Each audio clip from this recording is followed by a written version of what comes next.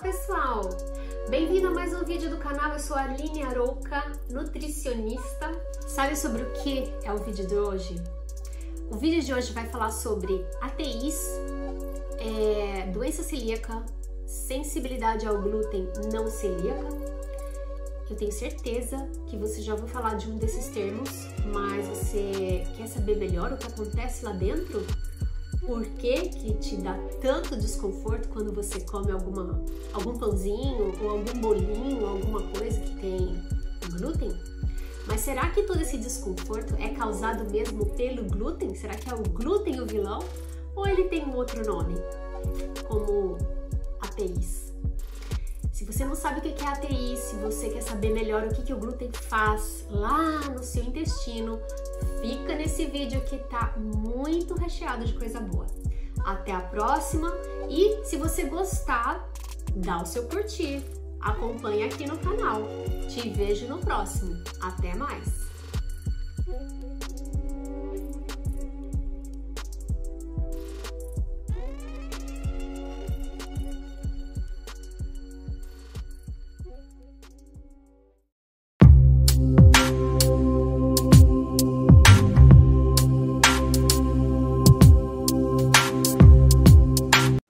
Oi, gente!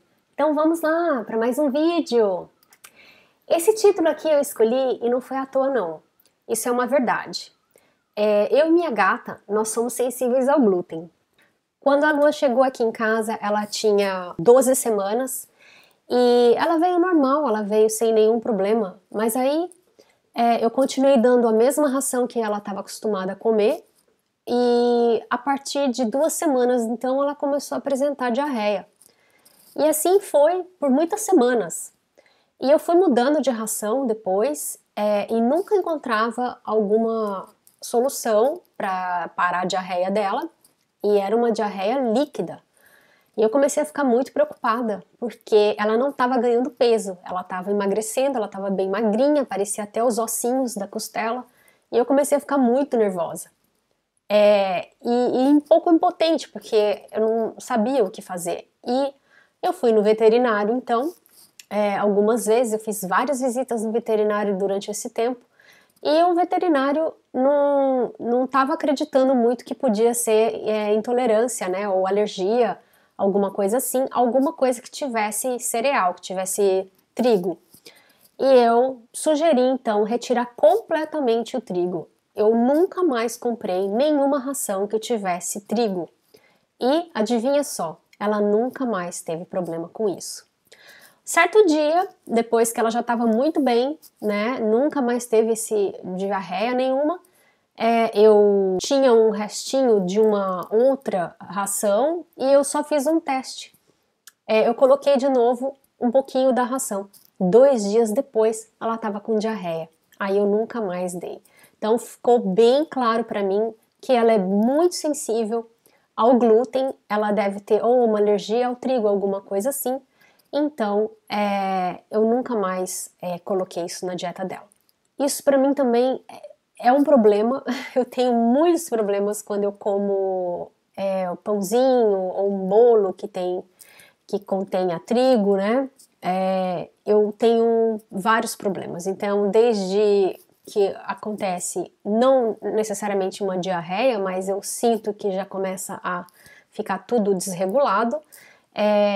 O meu abdômen cresce absurdamente, muita dor no corpo também. Então, quer dizer, existe sim um potencial aí inflamatório do trigo, né, que pode ser devido às proteínas lá, né, do trigo, principalmente, que estão desencadeando com problema. Então a gente vai saber hoje o que pode ser essas proteínas, né? O que elas podem fazer no nosso organismo, como que está dividido isso então, e os problemas. Então eu vou entrar primeiro numa historinha aqui do glúten, né, propriamente.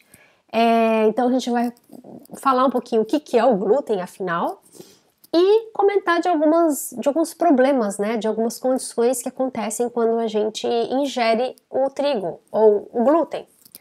E, por fim, a gente vai falar da razão desses sintomas, né, os mecanismos, o que está por trás disso, o que está desencadeando levar aos problemas que a gente tem. certo? Então vamos lá, vamos embora. Então vamos começar com uma historinha aqui, né? Então a agricultura, ela deu início a mais ou menos 10 mil anos atrás.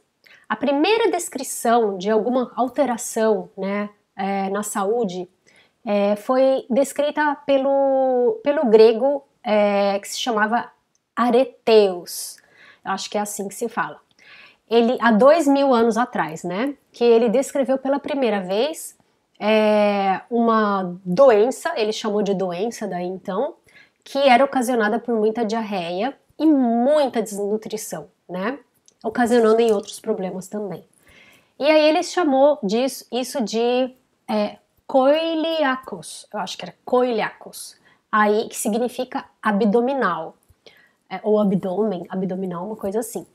E então ficou muito claro que isso era um problema que era decorrente a alguma coisa na alimentação, mas ele não sabia exatamente do que era.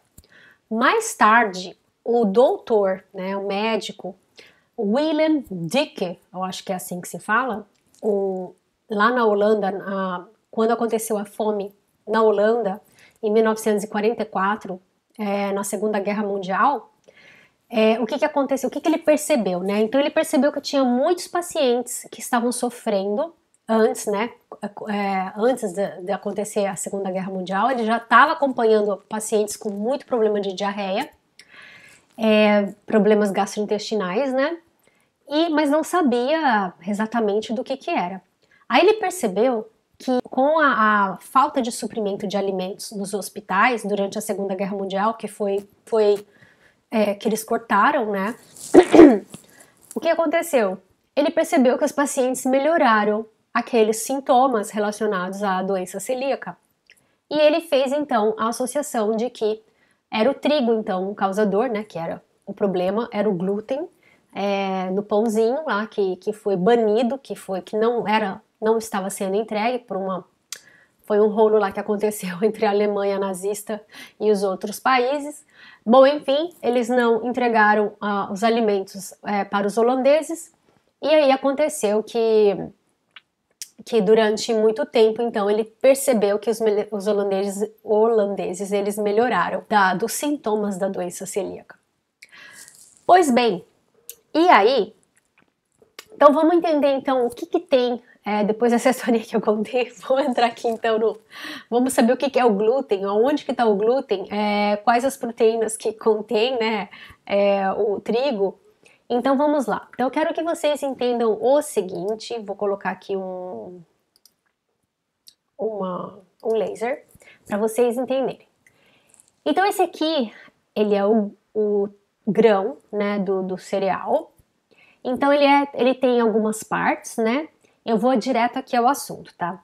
Esse aqui é o endosperma do grão, onde você tem o carboidrato e as proteínas, né? Cada grão, cada tipo de cereal, eles vão ter uma prolamina diferente. Por exemplo, para o trigo, a prolamina presente no trigo é a gliadina. A prolamina presente no centeio é a secalina. A prolamina presente na cevada é a ordeína. E a prolamina presente na aveia é a avenina. E todas elas têm em comum, todos os grãos têm em comum, uma glutelina, que também é uma proteína, né? E a glutelina que eles têm em comum é a glutenina, entendeu? Então, assim, todos os grãos eles vão ter uma prolamina e uma glutelina, entendeu? E aí, o glúten nada mais é que a união de uma prolamina e uma glutelina. Então tá aqui, ó, que é a união de prolaminas e glutelina. Então, esse é o glúten, né? Muito bem. Aí, vamos lá. Então, assim, existem vários alimentos, né? Então, existem alimentos que contêm uma maior quantidade de glúten, ou seja, aqui, né, que é o conteúdo de glúten em diferentes alimentos. Então, nós vamos ter aqui o trigo como sendo o campeão dos campeões na quantidade de glúten, né? E a gente vai ter os outros alimentos, então, como a cevada, a aveia, o centeio, a espelta, arroz e assim vai diminuindo a quantidade de glúten dos outros alimentos, que eles vão tendo outros tipos de proteínas, né? E, sem dúvida nenhuma, o grande causador dos problemas relacionados à doença celíaca e os problemas, não necessariamente doença celíaca, mas os problemas que o glúten causa também nas pessoas, é devido à presença de gliadina, né? Porque é uma molécula, ela tem atividades biológicas muito ativas na nossa mucosa, e vocês vão ver isso. Eu vou trazer isso aqui para vocês bem didático, para vocês verem. E possivelmente porque o corpo entende que o glúten, ele é na verdade a gliadina, né? É um intruso, né? É uma ameaça ao organismo. Então, eu tenho algumas observações para fazer aqui, tanto para a doença celíaca como para a sensibilidade ao glúten não celíaca, né? Então, se você for ver, esse problema que a gente está tendo, né, que mais pessoas estão aparecendo aí com algumas preocupações com relação ao consumo de glúten, ao consumo de alimentos que contêm feitos à base de farinha de trigo. Então a gente percebe que de um tempo para cá, de uns anos para cá, a indústria, pensa bem, ela teve que dar conta de suprir a alimentação da população mundial, que está triplicando, né? Está aumentando muito. Então, eles tiveram também que cuidar dessa parte da plantação, um pouco da genética ali do trigo, né? E existem ali proteínas que estão ali também protegendo esse grão de ataques de outros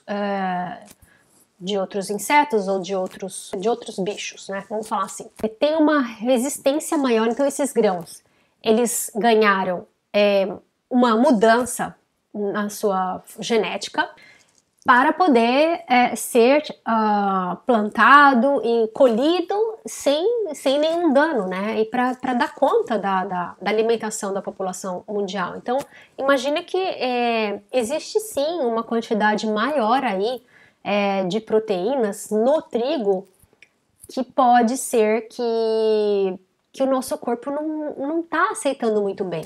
E também juntamente com o processo de que você não deixa lá fermentando um tempão para poder fazer com que as bactérias fermentem, né, aquelas proteínas, elas consumem um pouco daquelas proteínas para não ficar tão indigesto pra gente.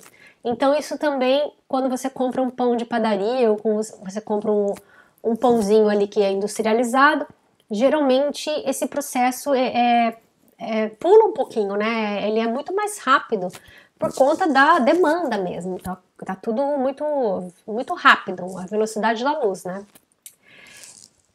Então, essas alterações aí que eu tô te falando, só citei algumas, hein? Eu não tô entrando aqui num artigo específico que fala sobre as alterações que aconteceram do trigo lá de trás pro trigo de agora. Eu só trouxe aqui pincelado algumas coisas, né? Porque eu quero entrar mesmo em mecanismo que acontece quando você consome essas coisas.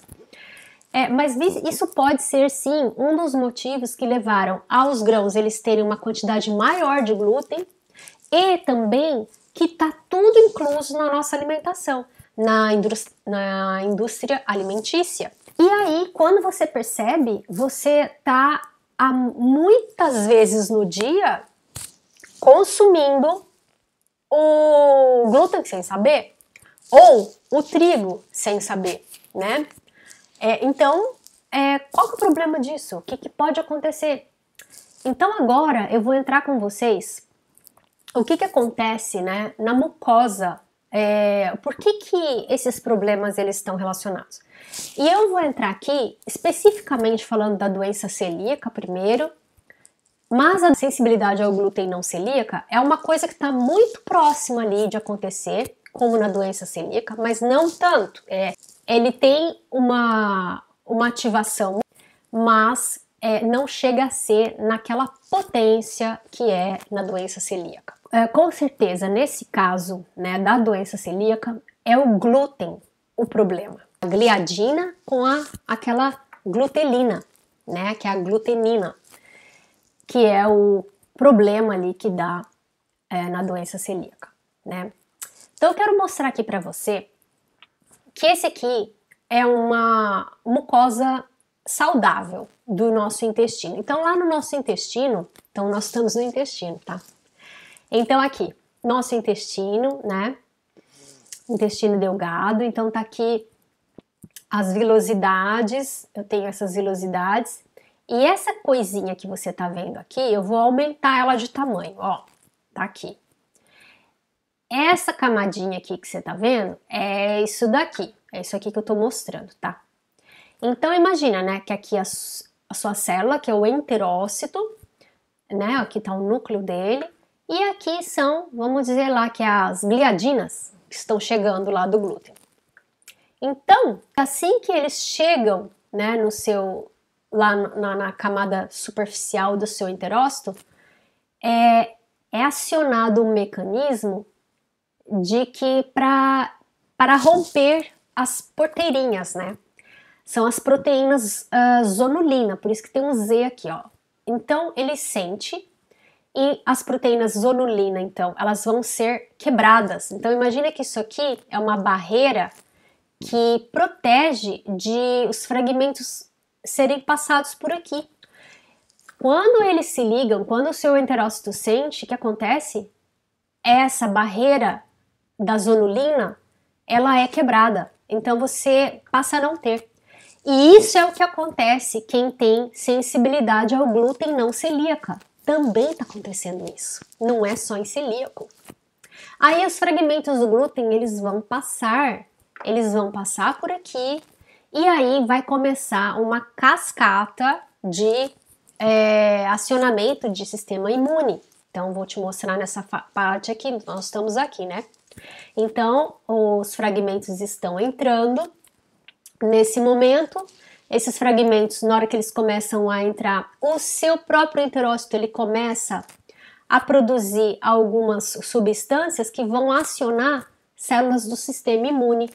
E vai acontecer assim um monte de coisa, mais ou menos que ao mesmo tempo. Então, as células do sistema imune, elas são acionadas e elas começam a lesar o seu próprio enterócito. O seu enterócito, então, ele vai liberar uma enzima chamada transglutaminase tecidual, que vai quebrar esse glúten, essa partícula, né, essa molécula aqui que está entrando. E quando ele quebra essa partícula, a sua célula dendrítica, que é a sua célula apresentadora de antígenos, que é a sua célula que vai pegar o antígeno e vai apresentar para uma outra célula do nosso sistema imune, as células T helper, que a gente chama. Então ele vai apresentar um fragmento desse glúten que a sua enzima lá quebrou, vai apresentar para uma célula T helper. Essa célula T helper, ela vai ter 3 ações daí, né? Primeiro que ela vai produzir citocinas inflamatórias. Essas citocinas inflamatórias vão danificar ainda mais os seus enterócitos, né, as suas células do intestino.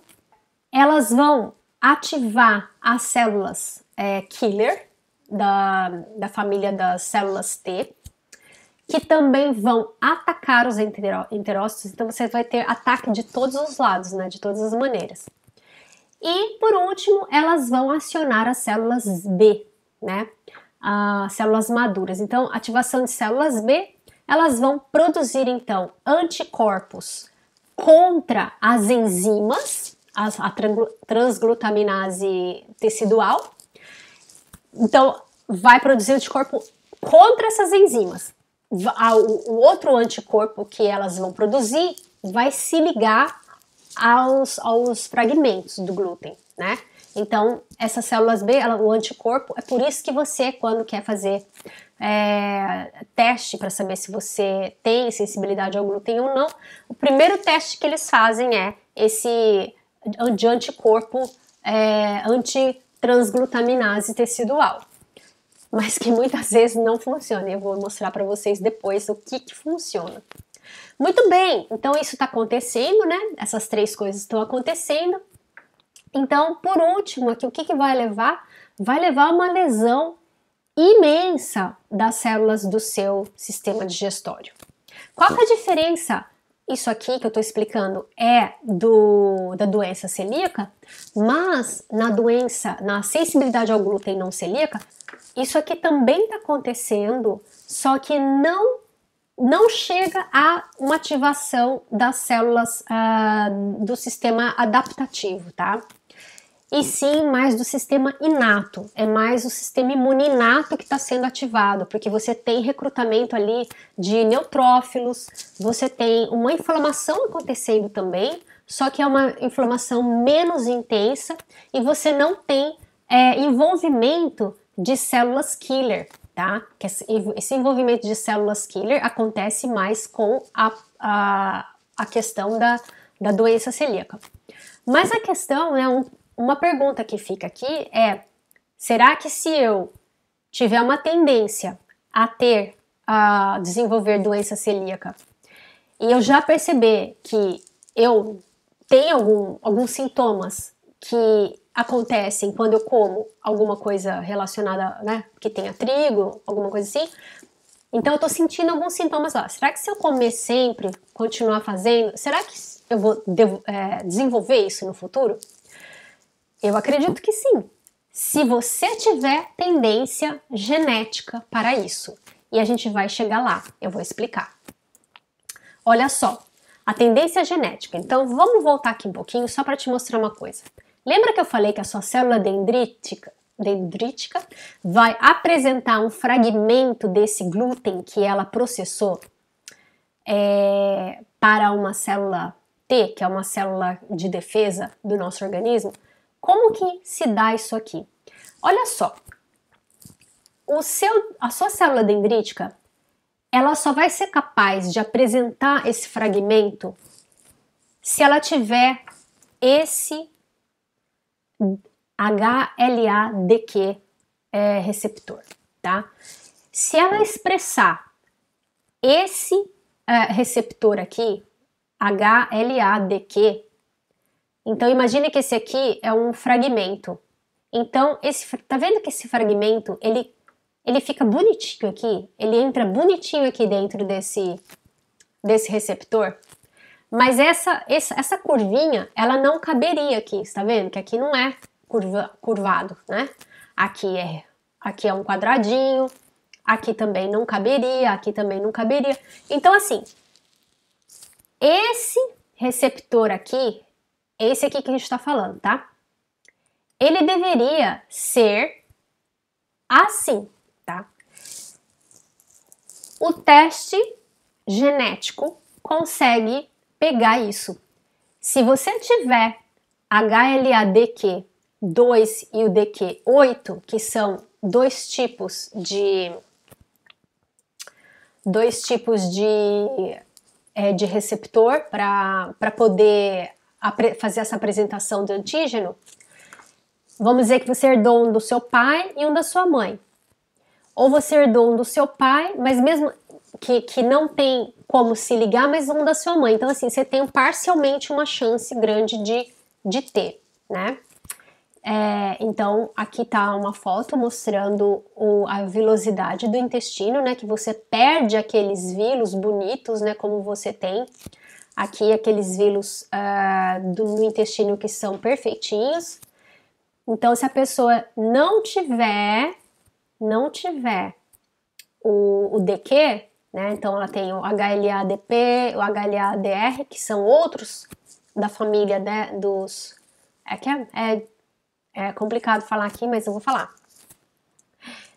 Isso aqui é o complexo maior de histocompatibilidade 2.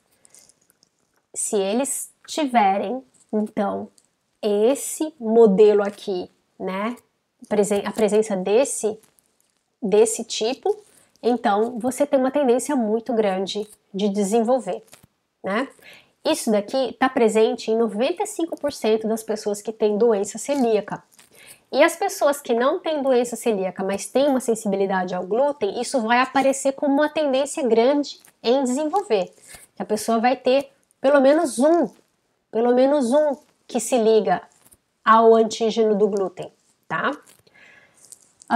Muito bem, então vocês entenderam que pelo teste genético, eu já vou te dar a dica aqui que o teste da Full DNA, ele pega essa variação, se você tem tendência para, se você tem esse haplótipo, tá? Esse haplótipo aqui do HLA-DQ, tá?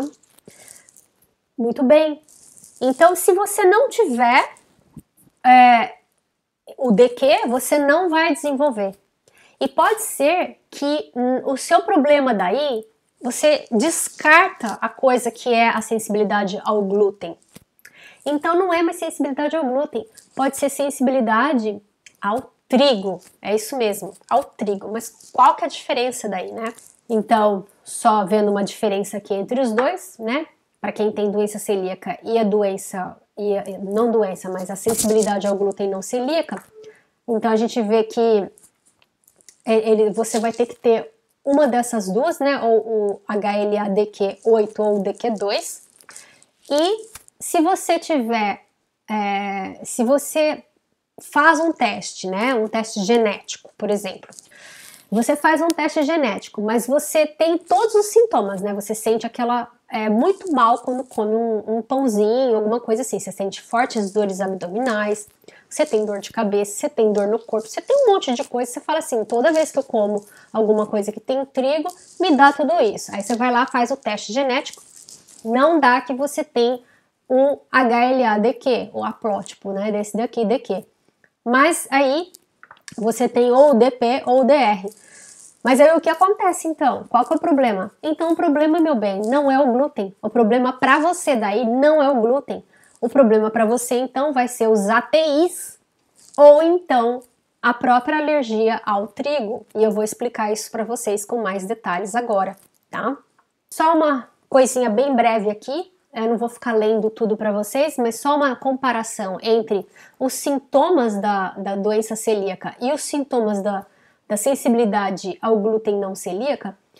Olha só, gente, tem muita coisa que as pessoas que têm sensibilidade ao glúten, elas sentem, muito mais ainda, muito mais sintomas do que aquelas da doença celíaca. Apesar de que da doença celíaca é uma coisa, vamos dizer assim, é uma destruição mesmo lá que está acontecendo no intestino, e fica uma coisa mais mesmo presa ali ao intestino, né? E sendo que a sensibilidade ao glúten parece que é uma coisa que sai do intestino, fica mais extra-intestinal, né? Vai afetar a sua cabeça, vai afetar a depressão, vai afetar o sono, vai afetar dor de cabeça, dermatite, vai levar a muita coisa. E aí a minha pergunta fica assim, né? Será que pelo glúten tudo isso? Porque existem outras coisas lá dentro e que as pessoas não estão falando muito sobre isso. Aliás, quando eu fui pesquisar, tem muito pouco, não são muitos artigos falando sobre isso, mas já está muito bem estabelecido, então fique claro que isso foi descoberto, isso está sendo muito bem estudado agora, mas procurando na internet assim você não vê tanto como você vê como tem assunto para o glúten, né, por exemplo. Bom, então esses aqui são os sintomas, né, para doença celíaca, e aqui para sensibilidade ao glúten, então tem muita coisa também, né. Vamos falar um pouquinho de alergia ao trigo. Então, assim, alergia ao trigo, ela é praticamente imediata. Então, quem tem alergia ao trigo não pode nem sentir o cheiro de trigo, tá? Então, ou se tocar em alguma coisa que tem trigo, ou então se aspirar alguma coisa que tá no ar, a pessoa vai ter problema. Até choque anafilático ela pode ter, tá? E isso acontece porque no trigo, né, no grão, existem muitas coisas lá dentro que podem servir como indutores da alergia. A gente tem vários, olha, tem esse artigo aqui, está descrevendo vários alérgenos que estão lá que podem desencadear, inclusive os ATIs, que são alfa-amilase tripsina inhibitor, que é o inibidor de amilase tripsina que a gente fala, né? Então, o que vai acontecer? Você pode tanto comer o pãozinho, né? Então, esse alérgeno aqui pode ser um desses aqui, que vai desencadear uma ação imediata lá nas suas células apresentadoras de antígeno, que vai acionar as suas células do sistema imune, que vão, por sua vez, acionar mais células do sistema imune que são capazes de produzir anticorpos. Esses anticorpos anti-alérgenos, né? Anti qualquer coisa que tá aqui, tá? E cada vez que entrar, então, no seu organismo alguma coisa, o seu organismo vai atacar na hora, diretamente. Então, assim, é uma coisa que vai ser muito óbvia. Se você tiver alergia ao trigo, você vai sentir muito, assim, rapidamente, né? Porque ela acontece de 1 a 3 horas. E vai ser uma resposta muito intensa, porque envolve IgE, imunoglobulina E, que é uma reação imediata, tá? O que acontece com essa alergia ao trigo, então? Pode te dar coceira, urticária, né? Asma, rinite alérgica, congestão nasal, dor de cabeça, até vômito e também choque anafilático, tá?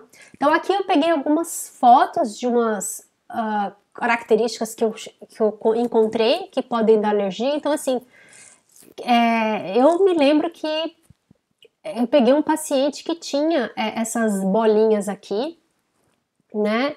E ficou então aquela coisa no ar do que poderia ser, né? A gente começou a fazer uma dieta de eliminação e eu percebi que quando a gente tirou o glúten, houve uma melhora.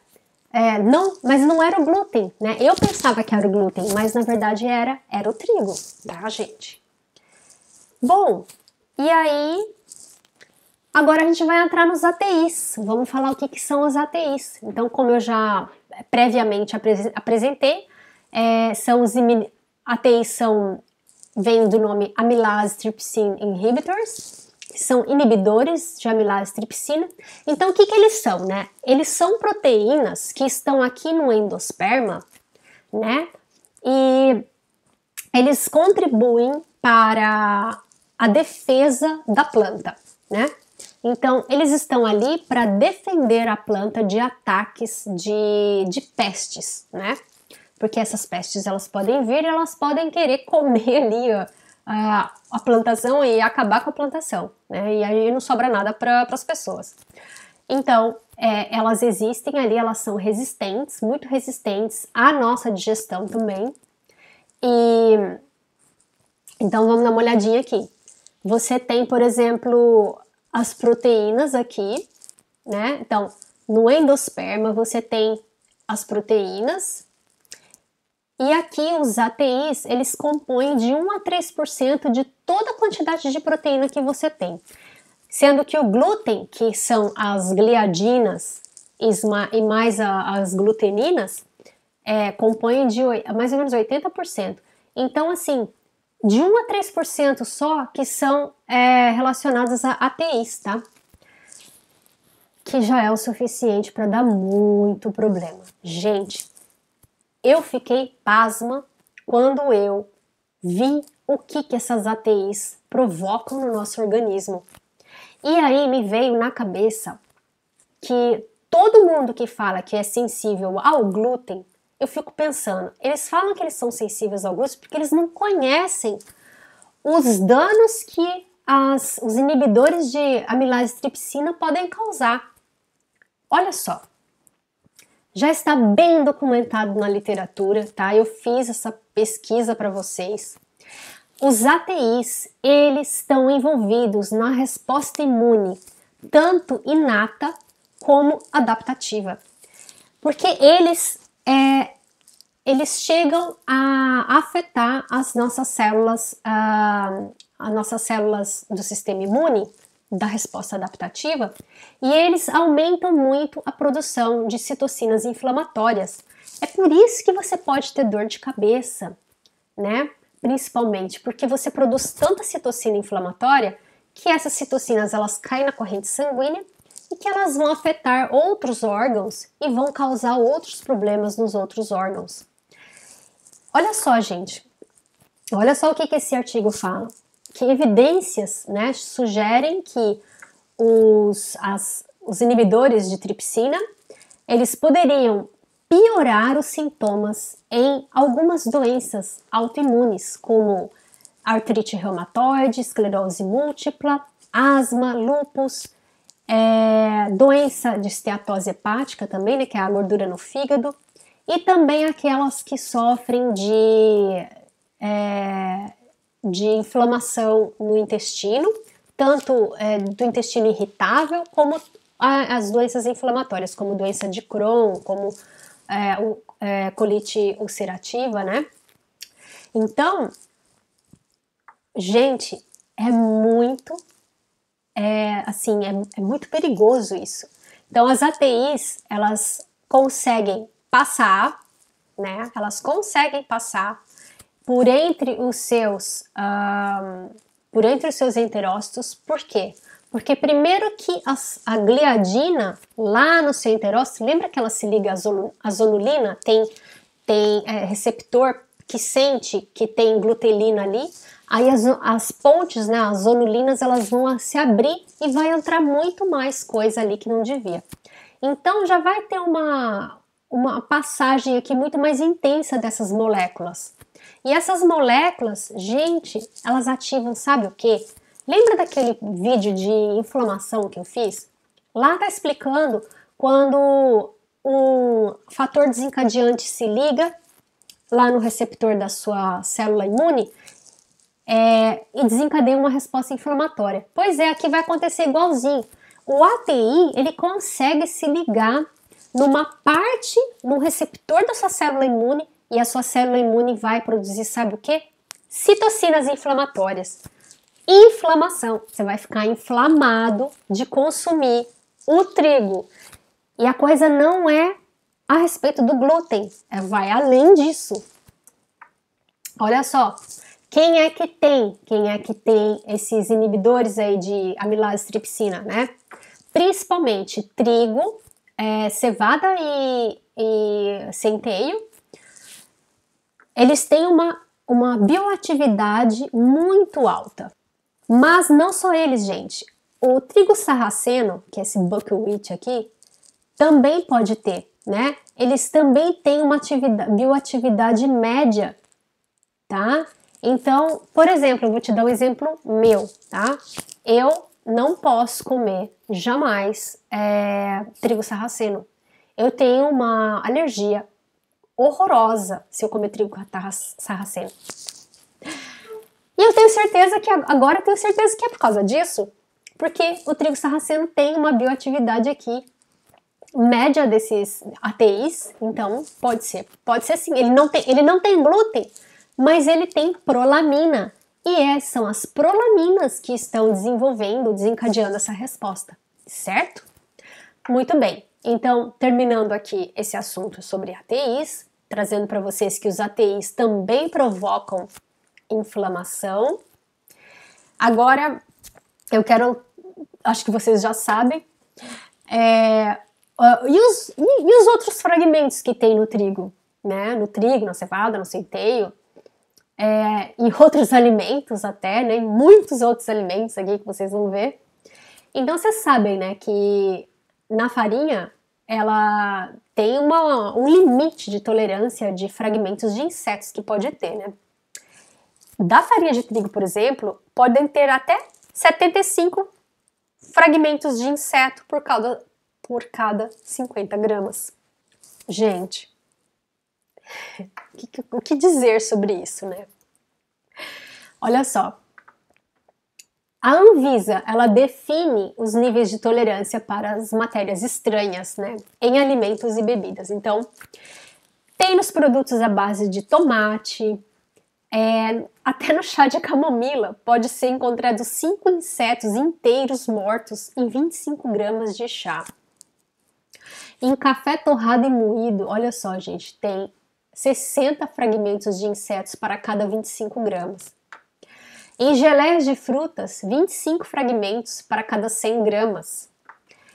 Olha, de canela em pó, 1 fragmento de pelo roedor para cada 50 gramas. Chocolate e produtos achocolatados, 1 fragmento de pelo de roedor para cada 100 gramas. Então, assim, se a gente for ver, será que esses bichos aí também não podem fazer alguma coisa? Não sei. Não sei. Não sei. Ok? Vamos pro próximo? Então eu mostrei para vocês o que acontece na doença celíaca, na sensibilidade ao glúten não celíaca, na alergia ao trigo, e isso já está muito bem documentado na literatura. E o que eu trouxe aqui, gente, uma coisa nova, é sobre essa sensibilidade ao trigo. Então, eu acho que a gente tem que começar a olhar para esses ATIs com muito carinho e pensar que podem ser eles os desencadeadores aí da sua dor de cabeça, do seu inchaço abdominal, das suas dores nas articulações, dores musculares, porque a gente vê que tem muita coisa que está ligada. E uma coisa muito importante que eu queria falar aqui, gente, é que se você não cuidar dos alimentos que te inflamam, desses alimentos, se você não evitar, né, os alimentos que inflamam, que quando eu digo alimentos que inflamam, quer dizer que alimentos que de uma forma ou de outra eles ativam o seu sistema imune e fazem o seu sistema imune produzir muitas citocinas inflamatórias. Uma vez que produz muita citocina inflamatória, elas caem na corrente sanguínea e elas vão migrar para outros tecidos. Essas citocinas, elas não são locais, elas se espalham. É por isso que você tem dor de cabeça, é por isso que você tem confusão mental, você fica assim, tendo dificuldade para concentrar, é por isso que você tem muita dor abdominal, por isso que você tem dor na articulação, dor nas costas, dor não sei na onde, inchaço. Nossa, gente, é tanta coisa se você for ver, né? Então, o que fazer neste caso? Eu tenho 2 conselhos para você. Então, o primeiro conselho é para quem tem doença celíaca, não tem jeito. Tem que tirar o trigo da vida. Não tem jeito. Trigo, cevada e centeio, que são os que mais contêm a proteína, né? O glúten. Não tem jeito. Quem tem sensibilidade ao glúten não celíaca, eu diria que você não pode comer direto, tá? Você come uma vez ou outra e dá um tempo para o corpo desligar um pouco os mecanismos ali inflamatórios. Ou se você tem muito problema mesmo quando você consome, e daí você tem que tirar mesmo, tá? Eu digo por mim, eu tenho então essa sensibilidade, tanto por ATIs quanto por sensibilidade ao glúten. Então eu como uma vez ou outra e olhe lá, né? Então no meu dia a dia eu não consumo todos os dias o glúten, o pãozinho, nada. Tudo sem glúten, tudo que eu vou consumir é sem glúten. Então eu deixo assim para consumir o glúten, alguma coisa que tem o trigo, no momento que não tiver como não ter, né? Tipo, você vai num restaurante, aí tem alguma coisa, você experimenta, mas é um pouquinho, é uma coisa pequena, já que o meu problema não é alergia ao trigo, porque se fosse alergia ao trigo, não pode nem com um grão, tá? Nem com um cisco, mas não é esse o problema. Então, meu conselho é evitar ao máximo, né, os produtos que contêm trigo, como o próprio trigo, centeio e cevada, principalmente. E é isso, gente. E se você quiser mesmo entender o que está acontecendo lá dentro e saber se você tem uma sensibilidade ou uma tendência a ter sensibilidade ao glúten, então saiba que é possível fazer isso por teste genético e o painel de nutrição funcional da Full DNA, ele dá pra gente ele mostra essa tendência, se você pode ter essa tendência ou não. Porque muitos problemas, assim, muitos testes que você pode fazer, eles podem voltar negativos. Tipo, você tem todos os sintomas ruins quando você consome alguma coisa que tem trigo, você tem vários sintomas horrorosos. Aí o teste volta, não, você não é sensível ao glúten. Você pode comer o trigo quanto você quiser. Só que o problema aí já não é mais o glúten. Você concorda comigo? O problema aí vai ser os ATIs. É isso, pessoal, que eu tinha para dizer. Eu espero que você goste e me acompanhe aqui no canal para mais informações. Um grande abraço para vocês e até o próximo vídeo. Vem cá, fala oi aqui pra galera. Vem aqui falar oi pra galera. Ai, ai, ai. Olha que coisa mais linda.